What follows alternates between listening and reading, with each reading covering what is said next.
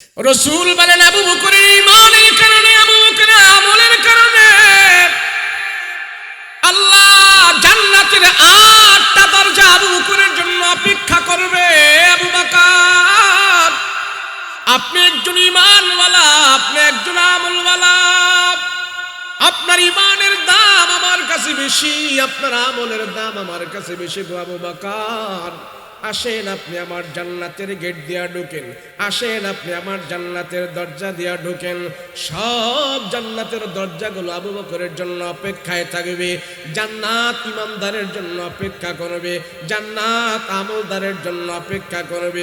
কোরআন ও হাদিসের এমন কথা কোথাও নাই তুমি আমল করো নাই, তোমার ঈমান নাই, আল্লাহ খুশি হয়ে তোমাকে জান্নাত দিবে, এমন কথা আল্লাহ কোরআন হাদিসে কোথাও বলে নাই। জান্নাতের জন্য আল্লাহ শর্ত করেছে। সংসদের জন্য শর্ত আছে। যে সংসদের ভিতরে ঢুকতে চায় তার জন্য শর্ত হলো সংসদ সদস্য হতে হবে। তুমি যদি এমপি হও তাইলে সংসদের ভিতরে ঢুকতে পারবা। তুমি যদি গার্মেন্টসের কর্মী হও গার্মেন্টসে ঢুকতে পারবা। শর্ত হইল তোমার কর্মী হতে হবে, গার্মেন্টসের সার্টিফিকেট তোমার থাকতে হবে। অফিসের ভিতরে যদি তুমি ঢুকতে হও এই অফিসের সদস্য হতে হবে, স্টাফ হতে হবে। তুমি যদি কোথাও যেতে হয় তোমার শর্ত হইল বাসে উঠলেও তোমার টিকিট লাগবে, বিমানে উঠলেও তোমার টিকিট লাগবে। দেশ ছেড়ে যদি তুমি বিদেশ যাও এয়ারপোর্টে তোমার পাসপোর্ট লাগবে। কিন্তু জান্নাতের ভিতরে যাইতে হলে আল্লাহ পাক ডাক দেয়া বলে পাসপোর্ট লাগবে না, টিকিট লাগবে না। আমি আল্লাহ তোমার জন্য 2টা জিনিস শর্ত করেছি। তোমার থাকতে হবে ঈমান, তোমার থাকতে হবে আমল। আর সেই ঈমান তোমরা কার থেকে শিখবা? শিখানোর জন্য আমি আল্লাহ এই পৃথিবীর বুকে 1,24,000 পয়গম্বর প্রেরণ করেছি। তাদের থেকে ঈমান নাও। মুসলমান ভাইরা রে আমার, ঈমানওয়ালাকে আল্লাহ এত দামি, এত দামি, আমলওয়ালাকে আল্লাহ এত দামি বানিয়েছে। নবীজি বলেন ঈমানওয়ালার জবান এত দামি যে ঈমানওয়ালা আল্লাহকে বিশ্বাস করে, যে ঈমানওয়ালা পরিপূর্ণ আস্থা এবং বিশ্বাস আল্লাহর উপরে রেখেছে, সে যদি তার দিল থেকে দিলটা ভরে মুখটা ভরে যখন নাকি সে বলে আলহামদুলিল্লাহ, সে যদি তার দিল থেকে ঈমানওয়ালা যদি তার দিল থেকে বলে সুবহানাল্লাহ, ঈমান থাকার কারণে জবান দিয়া যখন সুবহানাল্লাহ বের হয়েছে, আল্লাহ ডাক দিয়া বলে তোমার ঈমানের কারণে সুবহানাল্লাহর পাওয়ারটা এত হয়ে গেছে, তুমি সুবহানাল্লাহ বলতে দেরি হয়েছে, আমি আল্লাহ তাআলা তোমার জন্য জান্নাতের ভিতরে একটা ফলের গাছ লাগাইতে দেরি হয় নাই। ঈমানের কারণে আল্লাহর নবী রাহমাতুল লিল আলামিন ডাক দিয়া বলে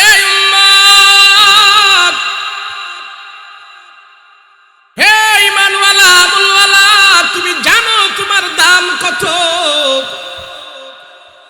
আল্লাহর নবী রাহমাতুল লিল আলামিন বলেন আল্লাহ জান্নাত বানিয়েছেন, ওই জান্নাতের ভিতরে আল্লাহ স্তর রেখেছেন, আল্লাহ জান্নাতের তবকাও রেখেছেন।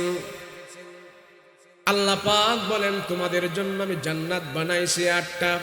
একটা জান্নাতের নাম হলো জান্নাতুল ফেরদাউস, আরেকটা জান্নাতের নাম হলো জান্নাতুল মাওয়া, আরেকটা জান্নাতের নাম হলো জান্নাতুল মাকাম, আরেকটা জান্নাতের নাম হলো জান্নাতুল কারার, আরেকটা জান্নাতের নাম হলো জান্নাতুল নাঈম, আরেকটা জান্নাতের নাম হলো জান্নাতে দারুস সালাম, আরেকটা জান্নাতের নাম হলো জান্নাতুল আদান।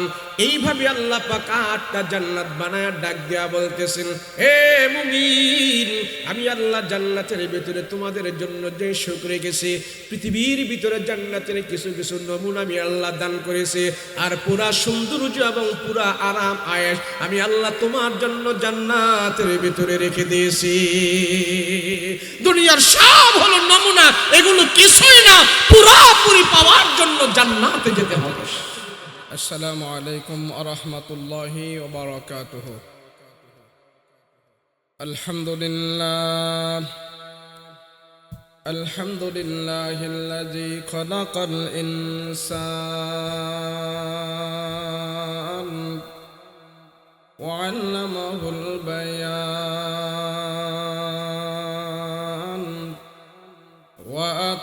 على الإيمان وخلقنا المسلمين والمسلمات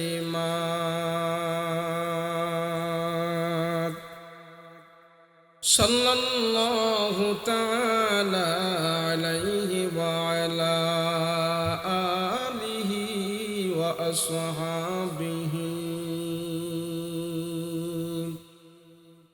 وأزواجه وأهل بيته علماء أمته وفقهاء ملته ونجباء طريقته أجمعين الذي أرسله الله تعالى بالحق بشيرا ونذيرا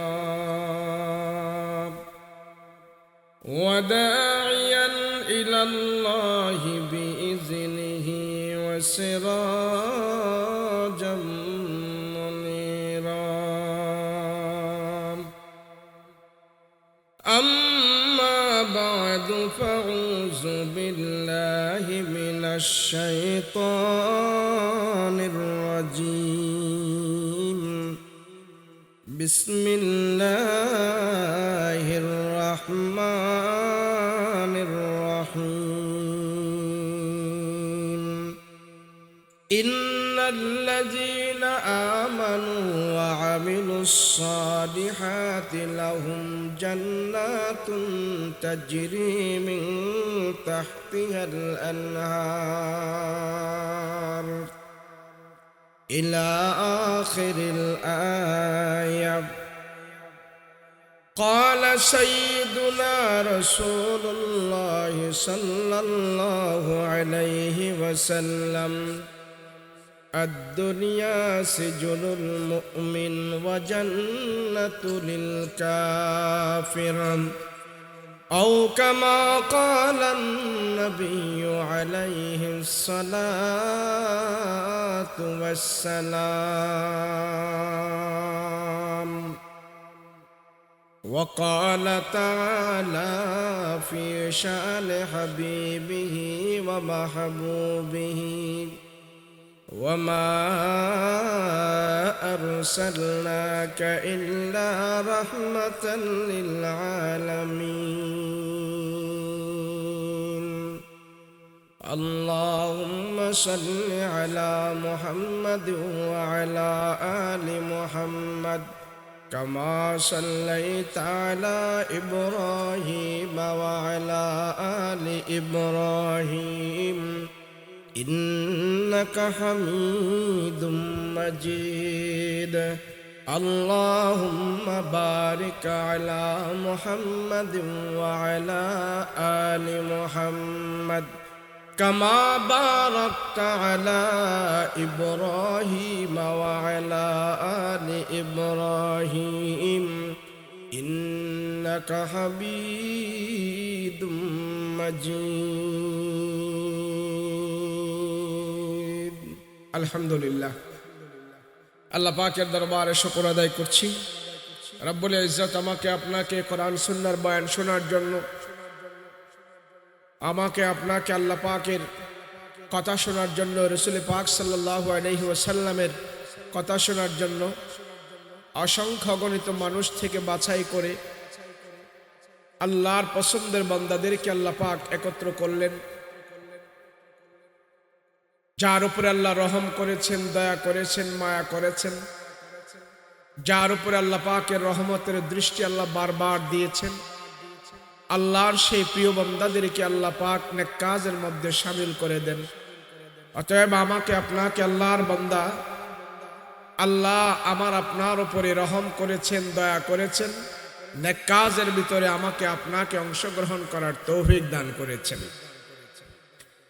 চাই কম হোক বেশি হোক,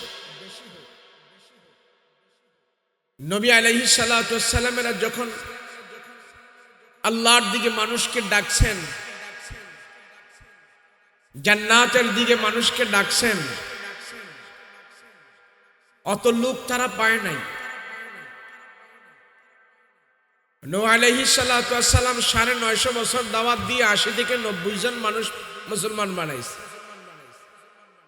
950 বছর। কোন কোন নবী সারাদিন কাটাই দিছে, একজন লোক পায় নাই কালেমা পড়ানোর জন্য। কোন নবী মাস কি মাস মেহনত করেছে, একজনও পায় নাই কালেমার আওয়াজ তার কানে পৌঁছানোর জন্য। কিন্তু এরপরও তারা মনক্ষুণ্ণ হয়নি, এরপরও তারা আল্লাহ পাকের দায়িত্ব আদায় করার জন্য, মানুষকে আল্লাহর বাণী পৌঁছানোর জন্য সারাদিন সারা রাত রাস্তার পাশে তারা দাঁড়িয়ে থাকতেন। আল্লাহর কোনো বান্দা এই রাস্তা দিয়ে আসে কিনা। রাত চলে যেত, দিন চলে যেত, কিন্তু আল্লাহর কোনো বান্দা এই রাস্তা দিয়ে আসে নাই। আবার উনি 24 ঘন্টায় রাস্তায় দাঁড়িয়েছিলেন দাওয়াত পৌঁছানোর জন্যে, নসিহত পৌঁছানোর জন্যে। কোনো মানুষ পায় নাই। আবার ব্যাক করে বাসায় চলে আসছেন, আবার সেখানে যে দাঁড়িয়েছেন। এইভাবে ওনার ডিউটি আদায় করেছেন। অনেক দিন পর্যন্ত এইভাবে চলছে, মাস চলছে, কাউকে পায় নাই, কেউ তাদের কথা শোনে নাই। এরপরেও নবীরা অধৈর্য হয় নাই, ধৈর্য ধারণ করেছে। আমার দায়িত্ব মানুষকে পৌঁছানো, মানুষের কানে আল্লাহর বাণী পৌঁছানো, এটা নবীদের দায়িত্ব। আজকে নবী নাই, আজকে সাহাবায়ে নাই, আজকে তাবি নাই, তবে তাবি নাই, আজকে উম্মতের উলামায়ে কেরাম আছে। সে উম্মতের উলামায়ে কেরাম তারাও আজকে মাঠে ময়দানে, মাদ্রাসা, মসজিদ, ওয়াজ মাহফিল, তাবলীগ, খানকা, পীর মাশায়েখ, এমনি ভাবে যে কজনে পায়, যাকে পায় তাকে নিয়ে যখন নাকি তারা আলোচনা করতে থাকে, কোরআনের বয়ান করতে থাকে।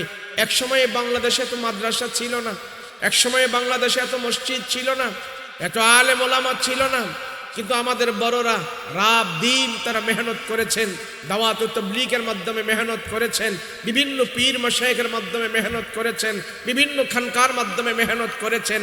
একটু একটু মেহনতের কারণে আজকেই বাংলাদেশে প্রায় 2.5 লক্ষের উপরে কোরআনের হাফেজ তৈরি হয়ে গেছে। 2.5 লক্ষের উপরে। হাজার হাজার মাদ্রাসা এই দেশে প্রতিষ্ঠা হয়েছে। লাখো লাখো রসুলের আদর্শ নাগরিক, রাসূলুল্লাহর রুহানি সন্তান, লক্ষ লক্ষ নবীজির রুহানি সন্তান এই বাংলার জমিনে পয়দা হয়ে গেছে বড়দের মেহনতের কারণে। কথা বলেন ঠিক কিনা?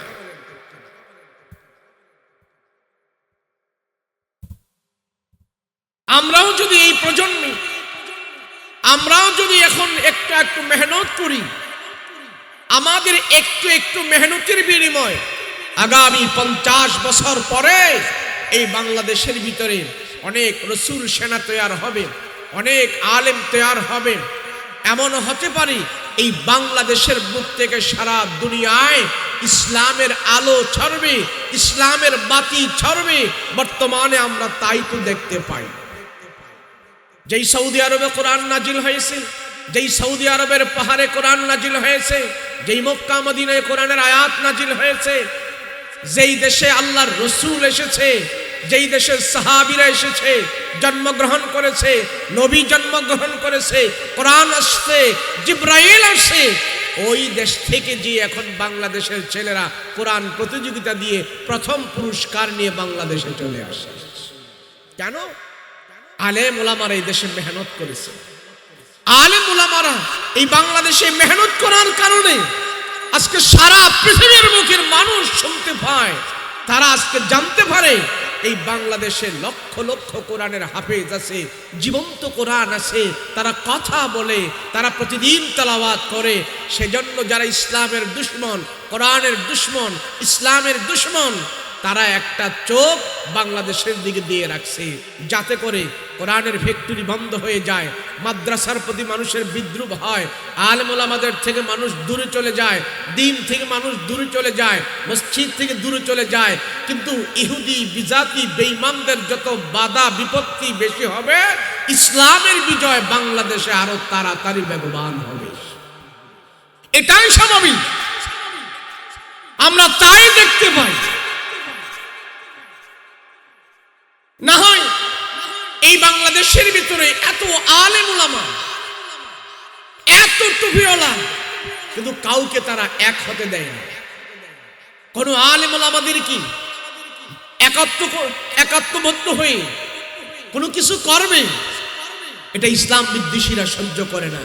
যেখানে যেইভাবে টোপ দেওয়ার দরকার, যেখানে যেইভাবে শক্তি প্রয়োগ করার দরকার, সবাইকে ডিভাইড করে রাখছি। ইনশাল্লাহ এগুলি থাকবে না। এক সময়ে বাংলাদেশের ভিতর থেকে ইসলামের জাগরণ আরম্ভ হবে, ইসলামের কাজ আরম্ভ হবে, হয়তো আছে, কিন্তু সবগুলো পরিপাটি হয়ে সারা দুনিয়ার মানুষ দেখতে পাবে বাংলাদেশ হবে একটা ইসলামী দেশ, বাংলাদেশ হবে একটা কোরআনের জন্য উর্বর স্থান। আল্লাহ আমাদেরকে আস্তে আস্তে করে সেই ধাপে ধাপে ওইদিকে নিয়ে যাচ্ছে। আল্লাহ আমাদেরকে কবুল করেন, সকলে বলুন আল্লাহুম্মা আমিন। এই যে আমরা কিছু মানুষ এখানে বসলাম, কোরআন হাদিসের কথা আমরা শুনলাম, আপনি মনে করেন কি এটা? পৃথিবীতে এমন মুসলমানেরা আছে, একটা শরীয়তের মাসআলা জিজ্ঞেস করবে, একটা আলেম পাওয়া যায় না। তারা মুসলমান, কোরআন হাদিস অনুযায়ী তাদের জীবন পরিচালনা করবে, মাইলকে মাইল দূর থেকে এসে একটা মাসআলা তারা জিজ্ঞাসা করতে হয়। ইউরোপে এবং বিভিন্ন দেশে এরা কত আগ্রহ একটা ইসলামের মাসআলা জানা, একটা আলেমের সাথে সাক্ষাৎ করা, একজন আলেমের কাছ থেকে কিছু নসিহত শোনা, কিছু নসিহত গ্রহণ করা, এদের এত আগ্রহ। কিন্তু আমরা যত সহজে পেয়ে যাই, তারা এত সহজে পায় না। কেন?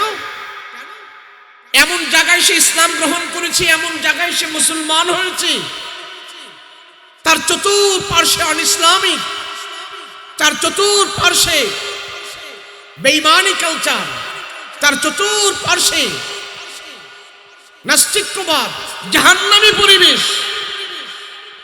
ওই পরিবেশে যখন সে ইসলাম গ্রহণ করেছে, ঈমান গ্রহণ করেছে, তার ঈমানের এত মজা, এত স্বাদ, চতুর্পার্শ্বে দুনিয়ার রং তামাশা সব কিছু তার সামনে আছে, কিন্তু তার বুকে শুধু ইসলাম আছে, আল্লাহর ভয় আছে, রাসূলুল্লাহর মহব্বত আছে। এগুলো নিয়ে যখন সে ওখানে বসবাস করতেছে, এত মজা তার ঈমানের জন্য। একটা হুকুম যদি তার থেকে ছুটে যায়, সে বেহুশ হয়ে যায়, আমার থেকে একটা আমল ছুটে গিয়েছে। কিন্তু আজকে কারণ হলো আমরা ঈমানের স্বাদ জানি না, আমরা ঈমানের মূল্য বুঝি না। ঈমান যেন মেহনত করে কামাই করতে হয়, ঈমানের পিছনে যেন মেহনত করতে হয়, এটা আমাদের জানা নাই। আমরা মনে করি যে মুসলমান হয়েছি, বাবা মুসলমান, দাদা মুসলমান, ঈমান তো আমাদের আছে। আরে না, ঈমান এটা কামাই করতে হয়। ব্যবসা করে যখন লাভ করতে হয়, চাকরি করে যেমন টাকা কামাই করে, ব্যবসা করে যেমন টাকা কামাই করে, ছেলে সন্তানকে যেমন মানুষ করে, প্রতিষ্ঠান যেমন গড়তে হয়, প্রতিষ্ঠানের পিছনে শ্রম দিতে হয়, ইন্ডাস্ট্রিজের পিছনে শ্রম দিতে হয়, ঈমানের পিছনে শ্রম দিতে হয়, শ্রম দিয়ে ঈমান বানাইতে হয়। সেজন্য আমার ঈমানের পিছনে মেহনত নাই, সেজন্য আমার ঈমানের পিছনে আমার মেহনত নাই, ঈমানের পিছনে আমার সময় ব্যয় নাই, সেজন্য আমার ঈমান আমার কাছে দাম নাই। আমার ঈমান কি আছে না গেছে তাও আমি জানি না। অজু সুইটা গেলে আমি খবর পাই যে আমার অজু চলে গেছে, অজু চলে গেছে আমি খবর পাই, কিন্তু আমার ঈমান আছে না গেছে সেই খবর আমার কাছে নাই। কেন? অজু তো আমি করছি, অজু তো বানাইছি, সেজন্য অজুটা ছুটে গেছে, আমি টের পাইছি, কিন্তু ঈমান তো আমি বানাই নাই, ঈমান তো আমি মজবুত করি নাই, ঈমানের পিছনে আমার মেহনত নাই, সেই জন্য ঈমান আমার আছে না গেছে ঈমানের খবরও নাই। সেজন্য আল্লাহ বলেন, তুমি যদি জান্নাতে যেতে চাও, আমি আল্লাহ তোমার জন্য দুইটা শর্ত করেছি, এই দুই শর্ত যদি তোমার ভিতরে না পাবো, এই দুই শর্ত যদি তোমার কাছে আমি না পাবো, কশিন খালো তোমার জন্য জান্নাতের দরজা খোলা হবে। পৃথিবীর সব মানুষ জান্নাতের ভিতরে যেতে চায়। আল্লাহ প্রত্যেকটা মানুষের দিলের ভিতরে জান্নাতের আকর্ষণ দিয়েছেন, জান্নাতে যেতে চায়। খ্রিস্টানকে যদি জিজ্ঞেস করা হয় মৃত্যুর পরে কোথায় যাবে, বলে আমি জান্নাতে যাব। বৌদ্ধকে যদি জিজ্ঞেস করা হয় মৃত্যুর পরে কোথায় যাবে, আমি জান্নাতে যাব, বেহেশতে যাব। হিন্দু বলে আমি স্বর্গে যাব, মুসলমান বলে জান্নাতে যাব, নাস্তিকও বলে মরার পরে আমি জান্নাতে যাব। আল্লাহ বিশ্বাস করি না, জান্নাত বিশ্বাস করি না, হয়তো আল্লাহ আমারে জান্নাত দিতেও পারে। বিশ্বাস করে না কিন্তু মনে মনে এক বলে হয়তো জান্নাত দিতেও পারে যদি থাইকা থাকে। পৃথিবীর সব মানুষের দিলের ভিতরে আল্লাহ জান্নাতের একটা আকর্ষণ ঢুকাইয়া দিছে। হিন্দু, বৌদ্ধ, মুসলিম, ইহুদি, নাসারা, বেঈমান সব সব মানুষের ভিতরে আল্লাহ জান্নাতের একটা আকর্ষণ দিয়েছে। কিন্তু আকর্ষণ দেওয়ার পর আল্লাহ বলেছেন জান্নাতে যদি যেতে হয় শর্তের বিনিময়ে যেতে হবে। বলেন কিসের বিনিময়? শর্তের বিনিময়। শর্ত ছাড়া যেমন পৃথিবীতে কিছু হয় না, জান্নাতে যেতে হলেও শর্ত ছাড়া জান্নাতে যাওয়া যাবে না। আল্লাহ শর্ত লাগাই দিচ্ছে, তাহলে তো সব সব মানুষই জান্নাতের দাবি করতে পারে। আল্লাহর নাফরমানি যারা করছে তারাও তো জান্নাতে যেতে পারে। আল্লাহ বলে না, শর্ত কি? ইন্নাল্লাযীনা আমানু ওয়া আমিলুস সালিহাত, ইন্নাল্লাযীনা আমানু ওয়া আমিলুস সালিহাতি লাহুম জান্নাতুল ফিরদাউসি নুজুলা। আল্লাহ পাক तमाम পৃথিবীর মানুষদেরকে মেসেজ দিচ্ছেন, মানুষের আরে তোমার মরণ হবে, মৃত্যুর পরে তুমি জান্নাতে যাইবা অথবা জাহান্নামে যাইবা।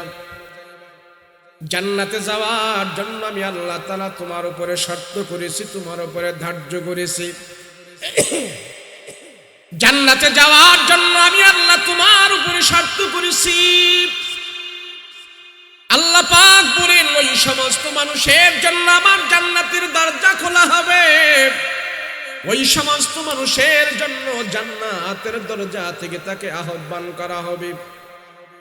নবী বলেন সাহাবীরা রে, তোমাদের মাঝে একজন জান্নাতি মানুষ আছে, জান্নাতের 8টা দরজা থেকে তার আহ্বান করতে থাকবে। হালুম্মায়া আবা বাকরিন, হালুম্মায়া আবা বাকরিন, হালুম্মায়া আবা বাকরিন। ও আবু বকর, তুমি আমার জান্নাতের দরজা দিয়া প্রবেশ করো, আমার জান্নাতের দরজা দিয়া প্রবেশ করো, আমার জান্নাতের দরজা দিয়া প্রবেশ করো। উম্মতের ভিতরে সবচেয়ে বড় ঈমানওয়ালা, সবচেয়ে বড় আমলওয়ালা, तमाम দুনিয়ার মানুষের নেক আমল যদি এক পাল্লায় রাখা হয় আর আবু বকরের নেক আমল যদি এক পাল্লায় রাখা হয়, আল্লাহর আদালতে আবু বকরের নেকের পাল্লায় সবচেয়ে ভারী হয়ে যাবে। রাসূল বলেন আবু বকরের ঈমানের কারণে, আবু বকরের আমলের কারণে আল্লাহ জান্নাতের 8টা দরজা আবু বকরের জন্য অপেক্ষা করবে। আবু বকর, আপনি একজন ঈমানওয়ালা, আপনি একজন আমলওয়ালা, আপনার ঈমানের দাম আমার কাছে বেশি, আপনার আমলের দাম আমার কাছে বেশি। আবু বকর, আসেন আপনি আমার জান্নাতের গেট দিয়া ঢোকেন, আসেন আপনি আমার জান্নাতের দরজা দিয়া ঢোকেন। সব জান্নাতের দরজাগুলো আবু বকরের জন্য অপেক্ষায় থাকবে। জান্নাত ইমানদারের জন্য অপেক্ষা করবে, জান্নাত আমলদারের জন্য অপেক্ষা করবে। কোরআন ও হাদিসের এমন কথা কোথাও নাই তুমি আমল করো নাই, তোমার ঈমান নাই, আল্লাহ খুশি হয়ে তোমাকে জান্নাত দিবে, এমন কথা আল্লাহ কোরআন হাদিসে কোথাও বলে নাই। জান্নাতের জন্য আল্লাহ শর্ত করেছেন। সংসদের জন্য শর্ত আছে। যে সংসদের ভিতরে ঢুকতে চায় তার জন্য শর্ত হলো সংসদ সদস্য হতে হবে। তুমি যদি এমপি হও তাইলে সংসদের ভিতরে ঢুকতে পারবা, তুমি যদি গার্মেন্টসের কর্মী হও গার্মেন্টসে ঢুকতে পারবা, শর্ত হইল তোমার কর্মী হতে হবে, গার্মেন্টসের সার্টিফিকেট তোমার থাকতে হবে। অফিসের ভিতরে যদি তুমি ঢুকতে হও এই অফিসের সদস্য হতে হবে, স্টাফ হতে হবে। তুমি যদি কোথাও যেতে হয় তোমার শর্ত হইল বাসে উঠলেও তোমার টিকিট লাগবে, বিমানে উঠলেও তোমার টিকিট লাগবে, দেশ ছেড়ে যদি তুমি বিদেশ যাও এয়ারপোর্টে তোমার পাসপোর্ট লাগবে। কিন্তু জান্নাতের ভিতরে যাইতে হলে আল্লাহ পাক ডাক দেয়া বলে পাসপোর্ট লাগবে না, টিকিট লাগবে না, আমি আল্লাহ তোমার জন্য দুইটা জিনিস শর্ত করেছি।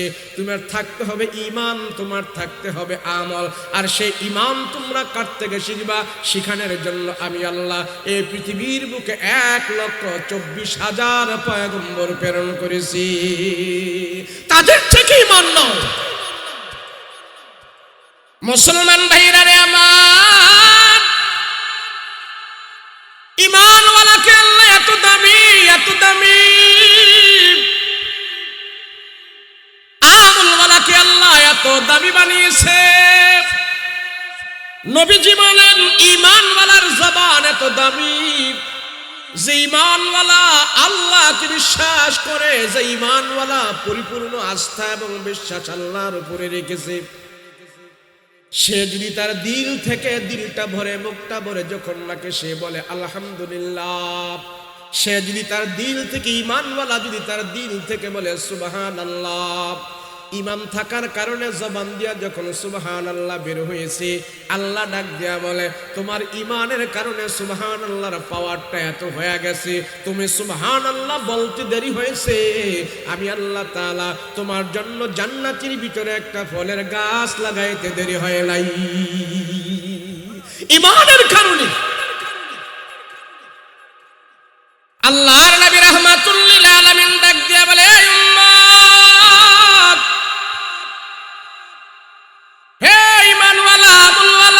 তুমি জানো তোমার দাম কত? আল্লাহর নবী রাহমাতুল লিল আলামিন বলেন আল্লাহ জান্নাত বানিয়েছেন, ওই জান্নাতের ভিতরে আল্লাহ স্তর রেখেছেন, আল্লাহ জান্নাতের তবকাও রেখেছেন। আল্লাহ পাক বলেন তোমাদের জন্য আমি জান্নাত বানাইছি 8টা। একটা জান্নাতের নাম হলো জান্নাতুল ফেরদাউস, আরেকটা জান্নাতের নাম হলো জান্নাতুল মাওয়া, আরেকটা জান্নাতের নাম হলো জান্নাতুল মাকাম, আরেকটা জান্নাতের নাম হলো জান্নাতুল কারার, আরেকটা জান্নাতের নাম হলো জান্নাতুল নাঈম, আরেকটা জান্নাতের নাম হলো জান্নাতে দারুস সালাম, আরেকটা জান্নাতের নাম হলো জান্নাতুল আদান।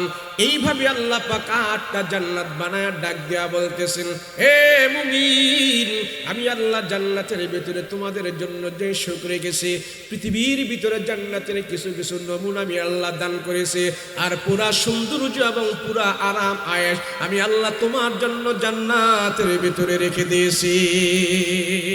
দুনিয়ার সব হলো নমুনা, এগুলো কিছুই না, পুরোপুরি পাওয়ার জন্য জান্নাতে যেতে হবে। দেখেন না, বড় বড় পাইকারি আড়তে গেলে সেখানে দেখা যায় যে খোরা মালসার ভিতরে, বাবু বাজার গেলে, ওই যে বেগম বাজার গেলে দেখা যায় খোরা মালসার ভিতরে ওরা স্যাম্পল নিয়ে বসে আছে, সামনে ক্যাশ বাক্স, আর ক্যাশ বাক্সর সামনে খোরা মালসার ভিতরে অতটুক চাউল নিয়ে বসে আছে। এই খোরার মধ্যে, এই মালসার মধ্যে, এই বাটির মধ্যে অতটুক চাউল, ওই বাটিতে অতটুক চাউল, এমন 10-20টা বাটি নিয়ে বসে রয়েছে। কোনো বুকায় যদি যায় বলে হা এই লোকটা এতটুক চাউল নিয়ে বসে রয়েছে, হ্যাঁ সারাদিন বিক্রি করবো কি, এগুলো দিয়ে কি পয়সা কামাবো, কেমনে চলবে? যদি এই ধারণা কেউ করে, এটা বোকামি হবে না? বলেন না, বোকামি হবে না? এই যে বাটির মধ্যে একটু একটু চাউল নিয়ে বসে আছে, এটা কি তার আসল না এটা স্যাম্পল? এটা স্যাম্পল দেখাইছে, আর পিছনে বহুত বড় বড় গোডাউন আছে, ওই গোডাউনের খবর এই ব্যাককলের নাই। আল্লাহ বলে ও দুনিয়ার মানুষ, এত ব্যাকুব হইস না, দুনিয়াতে যা কিছু দিয়েছি এগুলি অল্প অল্প স্যাম্পল, এগুলির আসল আমি আল্লাহ তোমাদের জন্য জান্নাতের ভিতরে রেখে দিয়েছি। আল্লাহর নবী রাহমাতুল লিল আলামিন ডাক দিয়া বলে উম্মত, যদি তোমরা জান্নাতের সুখ দেখতা, জান্নাতের সুখ পাইতা, দুনিয়ার আরামটাকে তোমরা আরাম মনে করতা না, দুনিয়ার সুখকে তোমরা সুখ মনে করতা না। নবীজি বলে উম্মত, জাহান্নামের শাস্তি যদি তোমরা দুনিয়াতে দেখতা, কোনো দিন তোমরা ধাত বের করে হাঁটতা না, ছেলে মেয়ে নিয়ে আনন্দ করতা না। যেমন ভাবে আল্লাহ জাহান্নামের শাস্তিটাকে গোপন করে রাখছে, দুনিয়াতে আল্লাহ জাহান্নামের শাস্তিটাকে পুরোপুরি ভাবে প্রকাশ করে না, তেমনি ভাবে আল্লাহ জান্নাতের সুখটাও দুনিয়াতে পুরোপুরি ভাবে প্রবেশ করে না। কেননা দুনিয়া তো আসল নয়, দুনিয়া তো ওটা কিছুই নয়, এটা হলো নমুনা। আর তোমাকে সব কিছুর প্রাপ্য আল্লাহ পাক বুঝায় দেওয়ার জন্য তোমার মৃত্যুর উপরে আল্লাহ জান্নাতে রেখেছে। ওখানে যে তোমার যে জিন্দেগি শুরু হবে এটা শেষ হবে না। আল্লাহর নবী রাহমাতুল লিল আলামিন বলেন, যারা ঈমান নিয়ে, ইসলাম নিয়ে, দ্বীন নিয়ে, আমল নিয়ে দুনিয়াতে চলবে তাদের কষ্ট হবে। এই কষ্টটা যখন নাকি তারা জান্নাতের কথা মনে করবে আর কষ্ট মনে হবে না। নবীজি বলেন, আল্লাহ পাক যাকে জান্নাতের ভিতরে ঢুকাবে, আল্লাহ জান্নাতে দেওয়ার আগে যখন নাকি মানুষটাকে জান্নাতের গেইটে নেবে, এই জান্নাত পাওয়ার জন্য সে অনেক কষ্ট করেছে, মেহনত করেছে।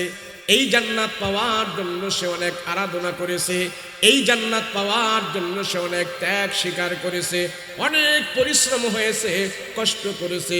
শীতের মধ্যে উঠে উঠে সে ওযু বানায় আল্লাহর কুদরতি কদমে সেজদা দিছে। রাসূল বলেন, হালাল ইনকাম করার কারণে, জান্নাত পাওয়ার কারণে, জান্নাতে যাইবে সেই জন্য সে হালাল ইনকাম করেছে, গুনাহের দিকে যায় না। বিবি বাল বাচ্চা নিয়ে সে অনেক কষ্ট করে চলেছে। এই ব্যক্তিটাকে যখন নাকি আল্লাহ জান্নাতের ভিতরে ঢুকাইবে, জান্নাতে যাওয়ার আগে জান্নাতের দরজাটা তার জন্য খোলা হবে। জান্নাতের ভিতর থেকে একটা বাতাস তার শরীরের ভিতরে লাগবে। ওই বাতাসটা লাগার সাথে সাথে দুনিয়ার সব দুঃখ কষ্ট দূর হয়ে যাবে, সব দূর হয়ে যাবে। আল্লাহ ডাক দিয়া বলে, মুমিন, তোমাকে জান্নাতের ভিতরে ঢুকানোর পর জান্নাতি বাতাস চোখে, তাহলে বোঝা গেল 150 বছর পরে আমাদের লীলা শেষ। তাহলে কোথায় যাব 150 বছর পরে? সেই খবরটা তো আমার থাকতেই হবে, কিন্তু আমি তো যাব শিউর। আমি যেহেতু সেখানে যাব শিউর, তাহলে সেই খবর তো আমার থাকতে হবে। আচ্ছা বলেন, এই চিটাগাং রুট থেকে দুইটা বাস, একটা বাস যাবে সিলেট আর একটা বাস যাবে চট্টগ্রাম। চট্টগ্রাম যেই বাসটা যাবে সেই বাসটাতে